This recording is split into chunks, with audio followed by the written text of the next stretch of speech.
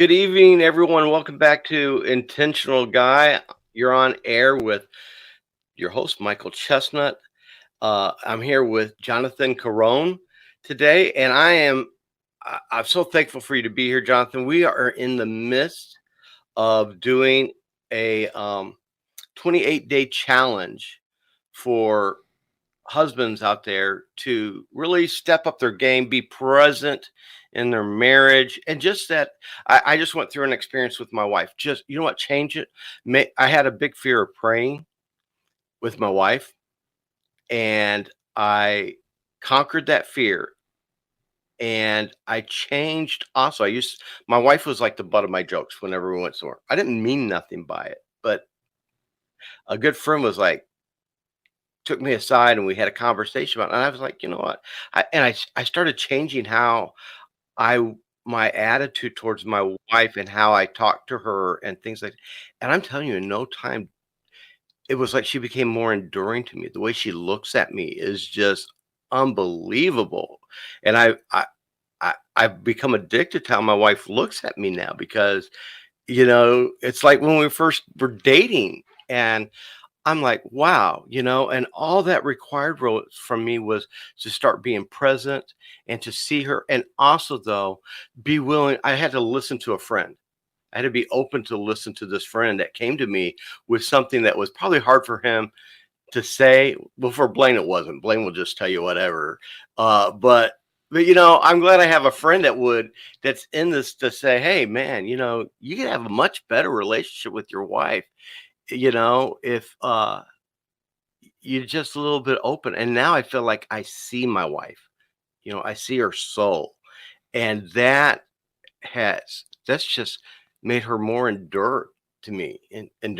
She hangs on my arm now. We're in high school and stuff again. So it's great. So I wanted to do this challenge with our guys that we started this on January 18th, and by 28 days of doing this, we're going to end it on Valentine's Day with them taking their wives on a date. Take your wife on a great date, and see how in 28 days of you being intentional towards your wife with your attitude, and I like what we're going to discuss today with serving your wife too, how that's going to enhance your marriage, and probably pretty quickly because it did with me.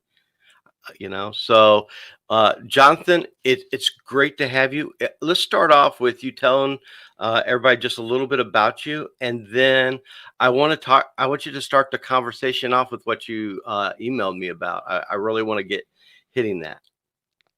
So yeah, thanks for having me on here. I host a podcast called Unlearning Youth Group, where we look at all the things we learned back in youth group growing up.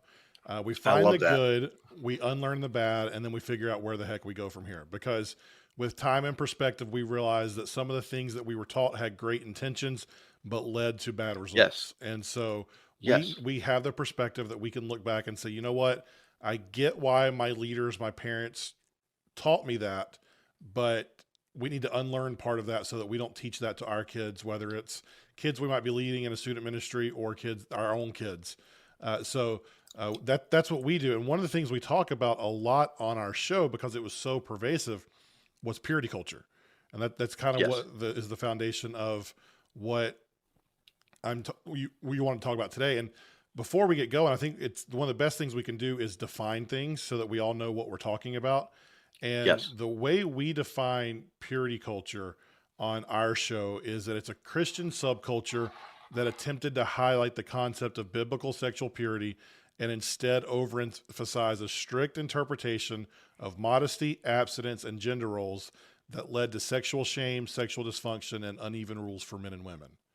Hmm. And for us today, like, the thing that when you and I first started talking about this episode, what first came to mind is this idea that from our youngest age as guys, women are positioned as either sexual temptations or future spouses. Yeah. That's how we're taught to view women. Hmm. We can't, like, we're taught to bounce our eyes when we look at a woman, because if we look too long, we're going to lust and we're going to sin, because God Right. forbid a guy actually control his emotions and his thoughts. Right. So that is what is ingrained in us from such a young age. So then we get into our marriage, and we've got this wrong idea of who our wife is and what her role is in our marriage, because the gender roles that are set up from day one are a little backwards. Yeah. When we look at scripture, you go to Ephesians 5 specifically, what we are told to do as men is to serve our wives the same way that Christ served the church. And Mm. he gave up everything he ever wanted for the church. He took on a beating and a persecution that no human being would ever want that. I mean, he's in the garden the night before praying so hard that his blood pressure is so high that he actually starts sweating blood. So Yeah. obviously he did not want to endure what he endured. And we are called to serve our wives in that same vein. Mm. But Yeah. so many of us, we don't look at our marriage and our wives as that. We look at marriage or wives as a means to an end, whether it's them serving us or them giving us sex or whatever it is. Like, they are a means to an end, as opposed to, no, we are called to lay down everything we have to serve our wives. I love that. And you're right. I mean, I think about some of the teachings that I had and things growing up, and uh, some of the failed relationships I had. And we only know what we know, right? Right. And um, the thought that I love what you just said, that we can't even look at a woman because I have a friend that he's like, man, I can't. I have to control myself because if they're looking too much, I'm like, man, that's a problem, dude. So You here's know? my go-to phrase with that. We taught guys to bounce their eyes instead of teaching them to transform their mind. Mm, When Romans tells us to transform our mind through the work of the Holy Spirit. But instead, what we've done is we've tried to put in little idioms and little actions that will help us, instead of doing the hard work of actually transforming our minds, so that, like, we should not be it's a choice to sexualize other women. yeah. Like, if we see a photo in National Geographic of a woman in Africa breastfeeding her child, that is not sexual to us because we make the choice not to sexualize that. So if that's the case, then by nature, we are making the choice to sexualize every woman who is not our wife when we Yeah. look at them through sexual eyes. Yeah. And the go-to joke I've made over and over is, what makes a belly button sexy, Michael? Why I is have no clue. that stinky hole in the middle of their stomach that helped feed them when they were in utero? What makes that sexy? I have no idea. Here's another one. This is the one that gets me in trouble. What makes the muscles around the chute that a woman releases her bodily waste? What makes that sexual? Hmm. There's nothing about the butt that should be sexual, except we make the choice to sexualize that. Right. And so one of the ways we get away from that is by transforming our mind through the work of the Holy Spirit. And Yeah. that allows us to look at our wife as the only sexual being that we're interested in, because Mm. she should be the only sexual being that we're interested in. Yes. And one of the ways we can serve our wife is by doing the hard work of trying to transform our minds through the work of the Holy Spirit, so that we see every other woman not as a potential temptation, not as a potential sexual partner, but as someone who is just a woman created in the image of God, who is equal to us, and our spouse is the sexual being in our life, not everyone else. Yeah. And I think part of our generation problem, and I know this was a problem for me. I just released a book a year ago on my story, and I became addicted to pornography Mhm. and You and I things like both. that. And that's one of the problem with our generation is we have free porn in our pocket, Mhm. and you're right. If we don't transform our mind, then we can, that's going to control us, and that's where our mind's going to be. And that's why all these things that you said, why is that sexual to us and all this stuff? Because, for me, I allowed this perversion into my life, And I had to figure out the answer to that. Why was that happening? And I went through that process, and thank God, you know, uh, God gave me freedom from that, and everything. But I protect that like nobody's business, because Absolutely. I also know I'm not dumb enough to know I could go right back into that. So I'm very protective of that with my wife. But I I think, and I like what you said too, because when we can look at our wife not as a sexual object, but as this beautiful friend of mine that I'm doing life with, this person who's walking this journey with me, how great is it? I mean, because I heard one guy that was upset because he did something for his wife, and he, he got nothing in return from it. And I'm like, man, we don't do things for other people so that we get something back from it. There's a thing about serving others that Christ talked to us about, and uh, you got to have the right attitude when you're doing it. And we talked about that on one of our podcasts here just recently. Was love's an attitude. It's not just an action. It's also an attitude. And Well, I you go like to back to dis. if you go back to the very beginning, like Genesis 2, it says that for Adam no suitable helper was found. And that's when Eve was created. So the whole idea is that we're going to be suitable partners for each other. Mm, That's the whole point of this, is because it's not so that one can serve the other and the other person doesn't serve. We both are called to serve each other because we are equitable partners in this that God created, because he knew one of us by ourselves was not good enough, yeah. that there was always something missing, and we have to serve each other so that we can do it together. When you said this earlier, so I'm going to ask you a question. You said you like to define things. So let's define this for people so people understand. What do we mean by serve?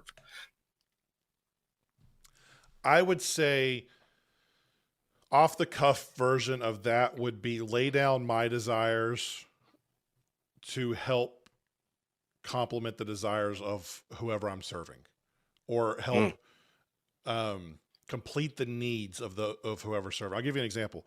My wife is a nurse. She's a cancer nurse. She leads a team of cancer nurses, and right now they are understaffed, and so her job has been insane. right. But even on a normal week, her job starts at 7:30 in the morning, and we live 30 minutes away. So she's leaving the house at 7 o'clock. That's her calling. She believes in life God has called her to be a nurse to cancer patients in the worst time in their life. And she's Right. incredible at it. I love how great she is at that. So, what that means for me is I sacrifice what I would want to do in the mornings so that I can get the kids ready for school. I can get lunches made. I can take them to school. Yeah. Instead of going to the gym, or instead of going to a breakfast with somebody, or instead of sleeping in, I've built my schedule around that. And I'm lucky enough to be able to do that. And that is part of serving her so that she can do what God has made her to do. I make the lunches and get the kids dressed, even though it's a fight every single morning. My daughter dumped half a bowl of Cheerios on herself this morning while eating breakfast. So that's the type, like, when you look at most standard, typical marriage roles, it's not the husband who's doing stuff like that. It's the mom who Yeah. packs the lunches. It's the mom who picks the kids up Yeah. from daycare or from school. But I've made the intentional choice to sacrifice my wants, my needs, my desires. It's an easy sacrifice, Michael. It's so Yeah. easy. And so I do the grocery shopping because I'm able to. My job Right. allows me some more freedom that hers doesn't. So what it does is we intentionally did that so that she could be the nurse and the person that God has called her to be. Yeah. I take on certain things that she's not comfortable with that I'm more comfortable with. Like my nature, I'm not better with the kids. I'm more comfortable with our kids one on one. She Mm, has anxiety in ways that I don't. And right. I'm just more comfortable with our kids. So it's nothing for me to have to take the kids out and do something by myself. if she needs some time to herself. Right. We go to the playground. I'm the dad at the playground with the kids. And it's easy things like that, so that it first starts with knowing your wife Right. and knowing how she's wired, knowing what her struggles are, what her strengths are, and then saying, you know what, I want to make your life as great as it can be. So let me do this. And here's the thing. If you're doing that, there's a good chance she's doing that back. She Yeah. sees when you're stressed out and says, hey, go take a nap. Or she sees when you've done a lot and say, hey, like that football game you want to watch, go do it, because you've had the kids and done this, this, and this all week. I'll be glad to jump in here. So it's not a tit for tat thing, but when you're mutually serving each other, you're going to see when someone needs a break, and you're going to Yeah. submit your wants and desires so that you can serve them. And I think that's how it was. Like when I go back to Genesis 2 and when I see it says there's no suitable helper or no suitable partner, depending on the translation you look at, that to me is the epitome of what marriage should be, what our role is. We are equal part. We have different roles. We have different skill sets and different strengths and all those things, but we are equitable partners in marriage. And that means we both mutually submit and serve to each other. I love that, because that's a little different sometimes than I was taught It's different than growing what I up. saw. Yeah. Yeah. And I've had some failed relationships because of, just to be honest, past experience. We know what we know, and I love what you said too earlier. It's not putting down the leaderships that were before us back then. We were in a different culture. They knew what they knew, and They were doing the their best they intentions. could with the information they had. That's right. And they had no clue about an internet explosion and what the future looked like, and how things would transpire, and how much our culture would change.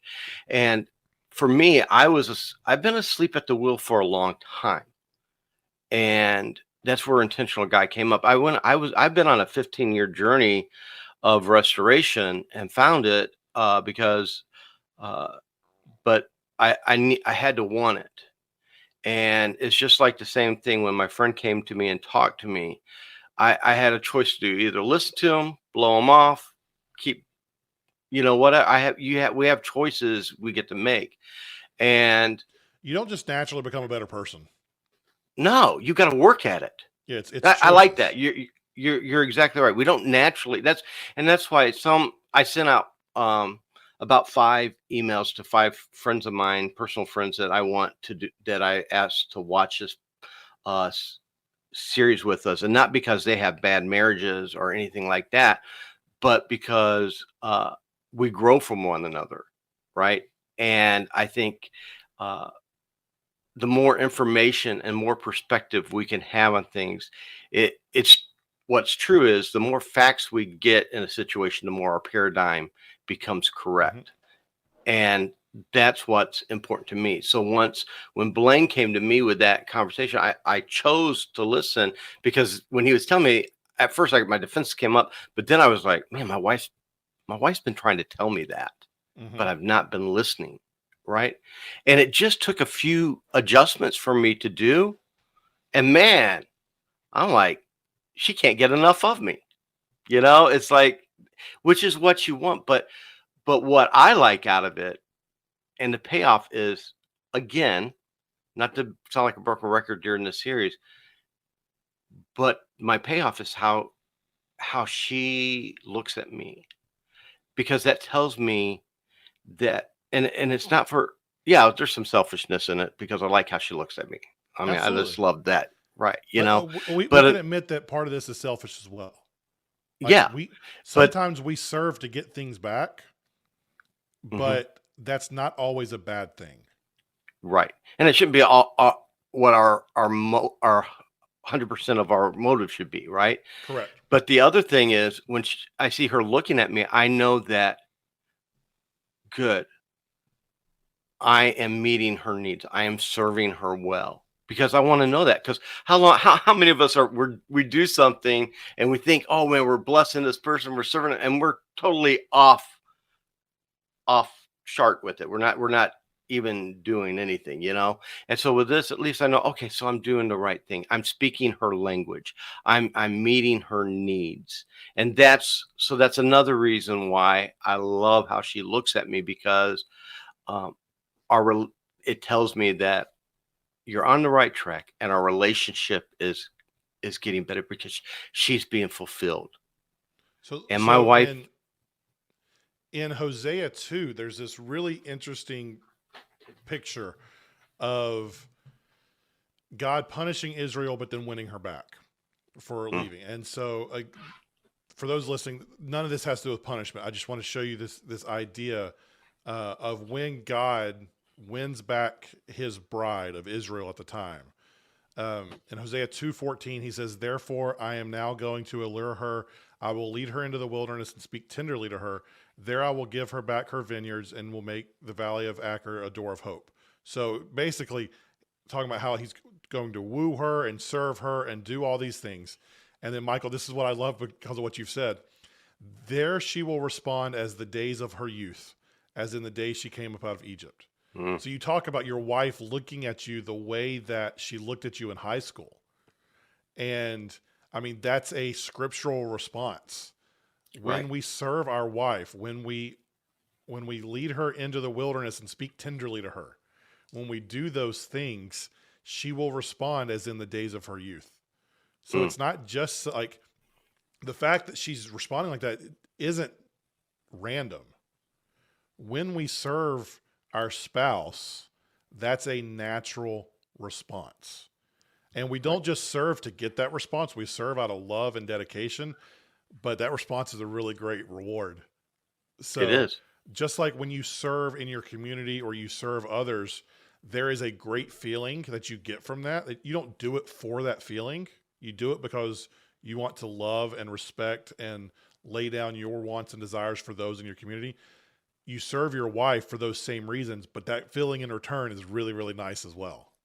It is. And one thing that is a common thing that we've heard from our guests is the little things. It's you know, it's the small things, especially with our wives. They notice the small. They Mm-hmm. Most wives are detailed people. That's why they're normally the ones that do the lunches and stuff like that. Because us men, we just throw an apple in there. Here, go eat. Right. Whatever. And they're like, no, they need protein. They need this. They need that. And I I think that's the thing is it's the little things that matter to them, because they say, for my wife, it's me paying attention to the small things tells her I see her and that I'm Mm-hmm. hearing her. Because I'll give you an example. For the longest time, we could go, if my wife went through fast food to pick up food for us, I don't have to tell her what I want. She knows what I want. She gets it. And it's perfect. I go pick up food. I call her. Hey, what do you want? Now it's the same thing every time, but I don't know what it is. And then, and that little thing would drive her crazy, because how do you not know that I like a double cheeseburger with cheese and ketchup only? I mean, it's not like she's got a triple stack with all this stuff. It's very cheese and ketchup only. And that Can I would give you a way drive to her flip it? crazy. What's that? All right, so you know that now. The text Yes. in the future is, "Hey, you want your normal?" Yes. And you're just Yes. confirming. You know, like you're Yes. showing, I know what you normally get. Is that what you want? Yeah. And so my wife's normal, like we have a little place, a local fast food joint down the street from us, and I'm in North Carolina. And for those of you in North Carolina, we have Cheerwine. I don't know if you know what Cheerwine is. It's a soda. It's a cherry soda that is delicious. My wife normally rotates between sweet tea and Cheerwine depending on the restaurant. So Hmm. it's the, hey, you want your normal? Yeah, sweet tea or Cheerwine tea. Okay, cool. And so I know what her order is, so that I Yeah. can confirm. I can show her I'm paying attention, and I can confirm that's what she wants today. And it's Yeah. it's those little things that, just taking care of that, so that she doesn't have to think about it. It's one less thing off her plate. Hmm. You don't have to do a bunch. It's just No. occasionally like do this thing. Oh, okay. Like I'll give you another example. My kids, when they get home from school, both of them have like a notebook that they have to sign or parents have to sign. And it just says like what the kids did that day, how, like, if there were any problems, they did their homework, blah, blah, blah, blah, blah. My wife signed that notebook every single night for the first 3 months of school. And I thought she wanted to. I thought that it was a way for her to make sure she knew what was going on in the lives of the kids because she's not home as much during the week. That's what I thought. And then one night, I just happened to sign it because my daughter forgot to do her homework at her after school care and did it at home. So I went ahead and signed it right then. And my wife was like, "You signed the planner?" I'm like, "Yeah, I mean, nobody does." She goes, "You actually signed it?" I'm like, "Wait, do you want me to sign that?" And she's like, "Yeah, that would be so much easier." I was like, "Oh, okay." Like, so now, like, just signing the planner a couple nights a week, that is literally, oh, my kid didn't get in trouble. My kid did their homework. Here's my signature. Yeah. That's a way Well, to serve my wife. most marriages, our problem is usually comes back around to communication, the lack of communication with each other. And in this world, we have so many distractions right Mm-hmm. now. And the reason for this challenge is to help people get reconnected back with each other. Because, like for me, when Blaine came and talked to me, I realized how disengaged with my wife I was. And that's a way that I serve my wife now is by communicating with her that shows her that she's important to me. And like I had all these goals for my podcast, for my work, for all these things, but me and my wife didn't have any goals together. And that kind of made her feel like she was not as important as Yep. these other things, you know? And I had to switch that. And I switched it because I don't want my wife to feel that way. And you know what? She is way more important than all these other things are. And so me changing that is also how I served her. That was a way that I was Mm-hmm. serving her and showing her the importance. We serve other people because we want them to know they have value in them. And And here's another piece of that. As guys, a lot of the time, if we don't feel it, we don't think it's there or we don't think yeah, it's true.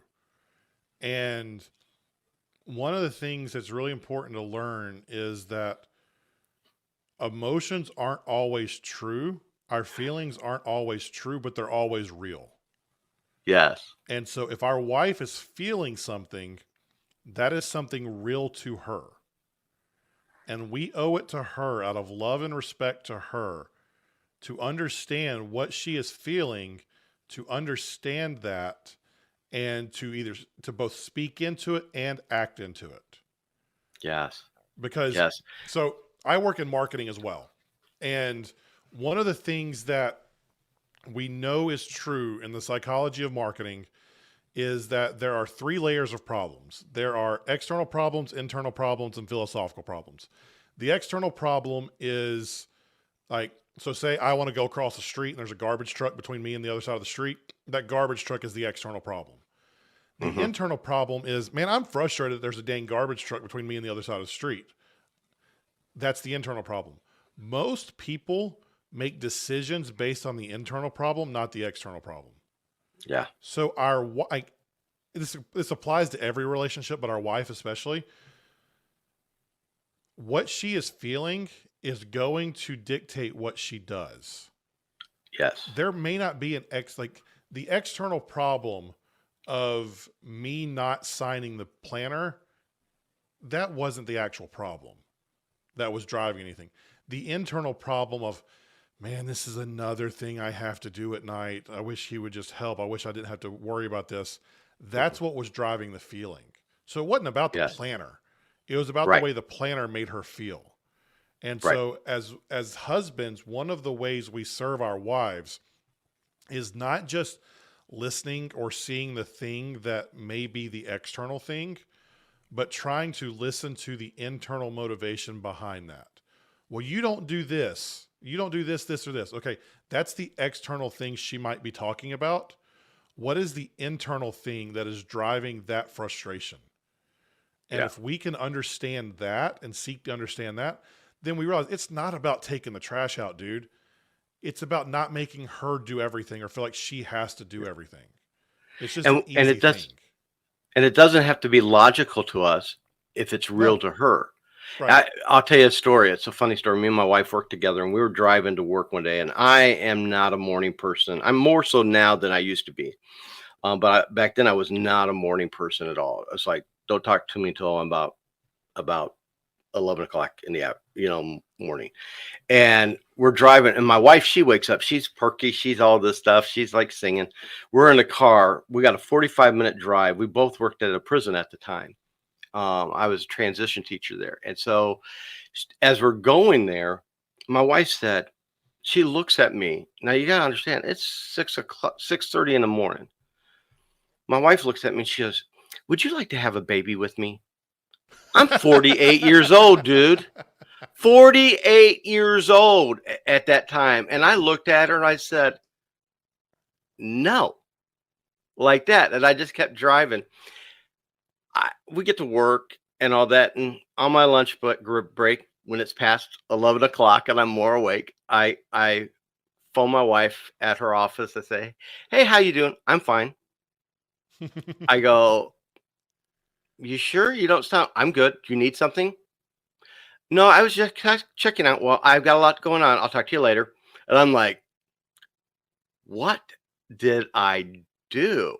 I'm like, well, maybe it's not me. Maybe someone made her mad there. So I'll give her the benefit because I haven't done anything. I've done nothing. So we get in the car to leave work and we're headed home, 45-minute drive back home.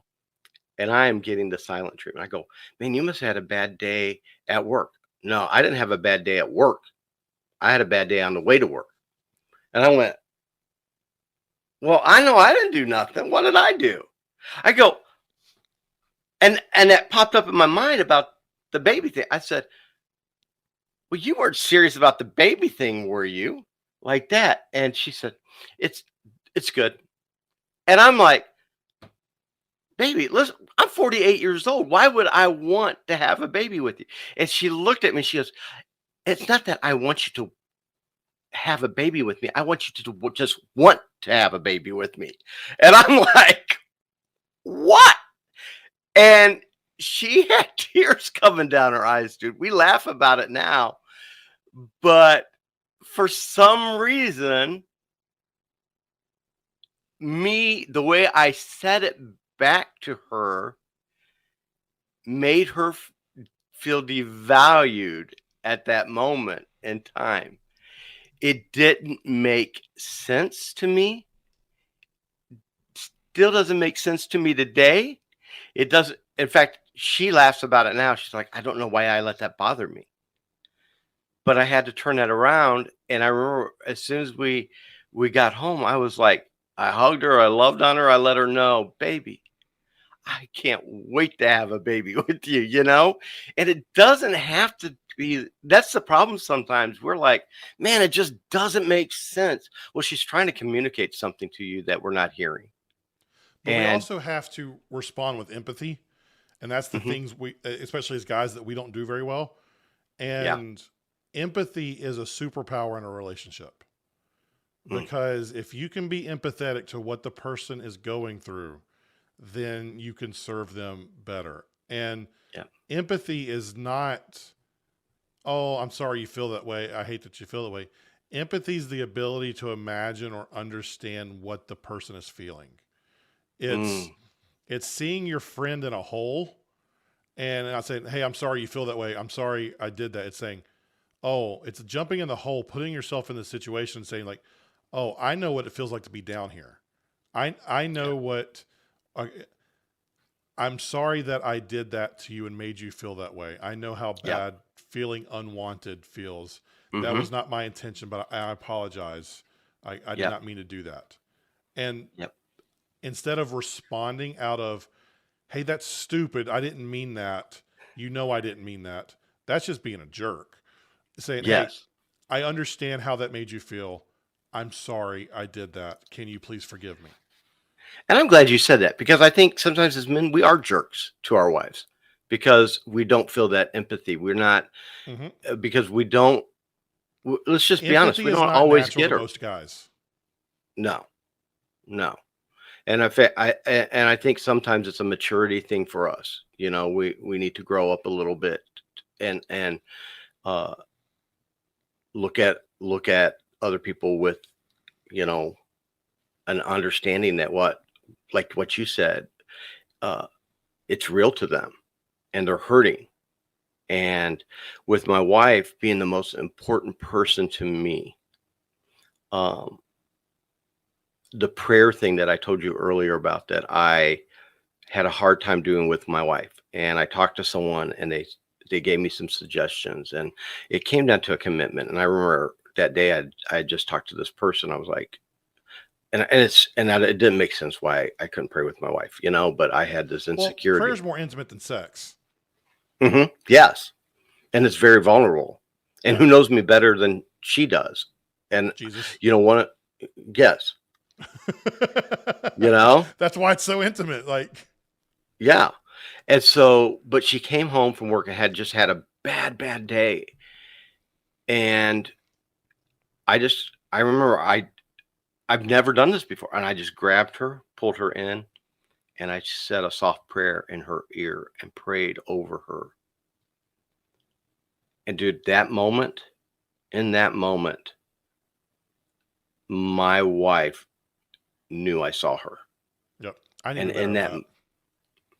in that moment, my wife, tears were in her eyes, and she thanked me. And the thing I feared doing the most, because I felt she may reject me over or see me as a hypocrite over, she longed for the most. Yep. And now me and her we don't miss. That's our favorite part of the day, is praying with each other. And I'm not saying that to be spiritual. No. I'm saying it because, like what you just said, that is a very intimate time. That's very intimate to us. It's very enduring. That's not something yeah, I mean, it's crazy, but it also bonds us with the Holy Spirit. Let's be spiritual for a minute. 100%. It bonds, here's me and my wife, and now the Holy Spirit that lives in us is bonding together. And then let me tell you, our prayers we're not having hour-long prayer sessions. We're not having these long prayer meetings and things like that. We're having, you know, 5-minute prayers, Hmm. 2-minute prayers sometimes. Um, but we have things that are important to us as a couple that we are praying over. And the first thing I pray for every night when I sit down with her is thanking God for that gift of her heart.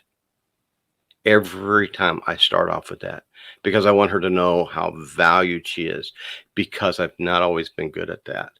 And during the day, sometimes when I don't have empathy, letting her and God know that I do value her at that time will make up a little bit for that sometimes. So And as it's amazing. guys, we know in other facets of our marriage that things don't have to take a long time for them to be good, Right. but we don't apply, like, we can also apply that to prayer. It doesn't have to take a long time for it to be good. No, no, no. And like I said, it's our relationship is amazing right now. And I'm going to tell you, God has called us to be the leaders of our family. And uh, for the longest time, I had that wrong, that it was my job to try and change my family. No, it was my job to live right and lead right. And by doing that, by me getting healthy myself, uh, my family followed behind me. Leading your family And doesn't mean making every decision or no, that everyone has to go on with what you think. Leading your family is like, I submit and serve my kids. I'm the authority in the relationship, but I apologize to my kids probably more than I apologize to anyone else mm, because I've never been a dad before. Right. I'm doing this for the first time. I'm trying to figure it out. And so I'm going to get it wrong. And so leading, if we look at the way Jesus led, he served everyone around him. Yes. And so that doesn't mean people can hear I serve my kids, that I do everything for them. No, they have their chores, they have their responsibilities, but I serve them. I let them know that it's not all about what dad wants. Not all about what they want either, but Yep. there are times that I'm going to give up what I want for what they want. And there are Yeah. times that I expect them to give up what they want for what I want as well. It's this mutual idea of serving each other because we love each other, and we're going to put the wants and the desires of those we love above our own, and we're going to love them the way Jesus loves us. Yeah. And before we close out on here today, Jonathan, I want to put you on the spot. Okay. Uh, Probably should have prepared you a little bit for this question Okay. going, but you seem like you're an off the cuff guy and can handle it. So one of the things that we've been doing during this challenge has been giving suggestions. Things you can do, things we've done to make things special. Like my friend Blaine, I call him Casanova, man. That dude, for his wife's birthday, there's an actress she liked, and he got her to do a Zoom call wishing her a happy birthday. Wow. I'm like, holy cow, but we, for my wife one day, it was just a simple thing of dropping by the office and giving her a coffee that changed her day, right? But it's not all about that. We're talking about serving today. And I would like to ask you to give maybe one or two suggestions. And I think you already have in here, but as men, we sometimes miss the point. So let's give two takeaways of ways you could see maybe that you serve your wife, or that you feel that maybe God is telling you that someone can serve their wife. Big picture, lead with empathy. Try to understand the situation that she's going through. We did an episode recently that actually is going to come out in a couple weeks of our podcast where we talk about this, and I pulled a quote from Brene Brown. I pulled this up while you were talking. But Brene Brown did a great TED Talk on empathy, and she said that empathy fuels connection, sympathy drives disconnection. So empathy is a choice. In order to connect with you, I have to connect with something inside myself that knows the feeling you're experiencing. And so lead with empathy in general. Just try to make that shift in your life as you approach your wife, that you're being empathetic to the things she is saying and experiencing. That's the big picture, long term. Try to work on this type of suggestion. The takeaway for now, let her sleep in Saturday morning. Get up, do your thing. If you've got kids, get them up, feed them, all that. But you don't have to make her, if you want to make her breakfast, but let her sleep in. Just let her keep doing her thing. Let her rest. Doing that, like, there have been times I've gotten up with the kids and my wife slept till like 9:30 because she had a hard week. She comes downstairs, and not only is she thankful I let her sleep, but she's actually rested. So I get the version of my wife I love the most, not the stressed out, tired version. So again, there is a benefit to serving. We don't do it for the benefit, but there are positive returns for the serving. But the easy thing to do, let her sleep in. Or whatever your version of let her sleep in might be. She might like getting up earlier than you. Let her go for a run, or let her go to the gym without having to worry about the kids and you. And you know that whatever that thing is she wants to do this weekend, give her the time and the space to do that with no strings attached. Yep. And I'm glad you said, because we're having takeaway sheets for everyone that they can download during this. And one of the things on the form you guys can download is a space where you learn your wife's love language. What is it because it's not all the same, like what he said there. I don't have little kids. So for me, what was important to my wife an example was, I work from home, so I try to have everything done before my wife gets home, so that when she comes home, it's our time. But I also, during the day, since I work from home, I can do some things like I can make sure the trash is taken out. I can throw dinner in the crock pot. I Yep. can sweep the floor so that when my wife comes home, she doesn't feel like she has to accomplish 100 things that before I didn't look at and see. Somehow they magically just happened. Our house just magically cleaned itself, or Yep. dinner just happened to be there. And so I like what you said. What is your wife's version? Learn your wife, because your wife she's going to love the fact that that she likes a double cheeseburger with cheese and ketchup only. Something It's the little that stuff. simple is so important. So, um, again, you have a podcast. Can they go to do that? We'll put a link in the description. Where can they go for your podcast? Yeah, it's called Unlearning Youth Group. We're in season right now. So we do 8-episode seasons 3 times a year. So we're in season with new episodes coming every Monday right now. You can get that wherever you listen to podcasts. Apple Podcasts, Spotify are the 2 main ones. I think we're on Stitcher as well. We're also on YouTube. You can look up Unlearning Youth Group. This season, we're putting the video up there. So wherever you listen or you watch, you can find us. And we will be there every Monday morning through February. And then we've got 5 past seasons. You can go back. This is season 6 for us. So you can go back and listen to all of those wherever you get podcasts as well. Wow, that's awesome. Thank you so much. I'll put that link in there as well. And Jonathan, again, thank you so much for being with us on here today. It is just great conversation with you. And until my guys out there, my audience that's listening, until next time, I just want to tell you guys, keep being intentional. We'll talk to you guys